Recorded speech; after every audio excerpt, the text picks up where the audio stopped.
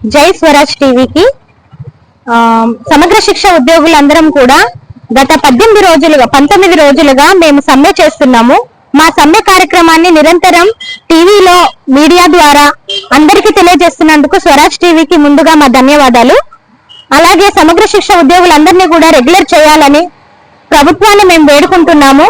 చాలా మంది కూడా మినిమం బేసిక్ పే జీతాలు అనేవి లేవు.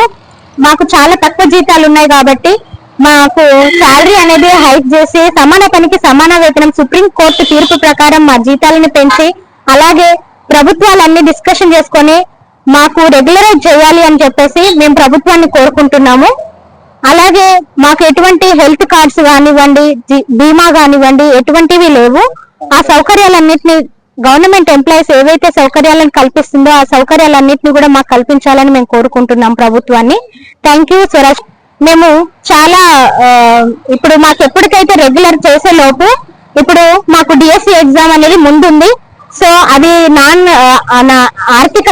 ఆర్థికంగా సమస్య కాదు కాబట్టి వెంటనే మాకు గవర్నమెంట్ ఎంప్లాయీస్ ఏవైతే జాబ్స్ పడతా ఉంటాయో వాటిల్లో మాకు వెయిటేజ్ కల్పించాలి.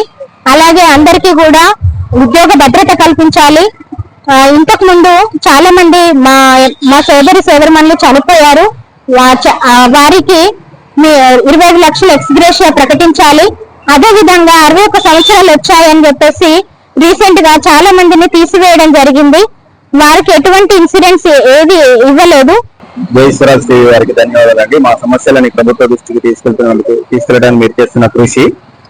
మేము విద్యాశాఖలో ఒక భాగమైన సమగ్ర శిక్షలో కాంట్రాక్ట్ వ్యవస్థలో పనిచేస్తున్నాము. రాష్ట్ర వ్యాప్తంగా 33 జిల్లాలో 18,000 మంది ఈ విభాగంలో పనిచేస్తున్నాము.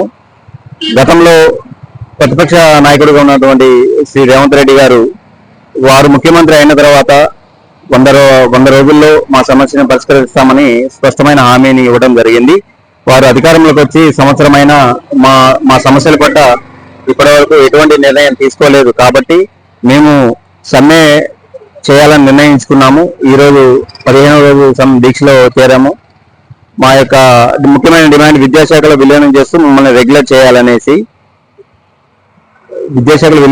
మమ్మల్ని రెగ్యులర్ చేయాలనే ముఖ్యమైన డిమాండ్తో మేము ఈరోజు ప్రభుత్వాన్ని డిమాండ్ చేస్తున్నాము.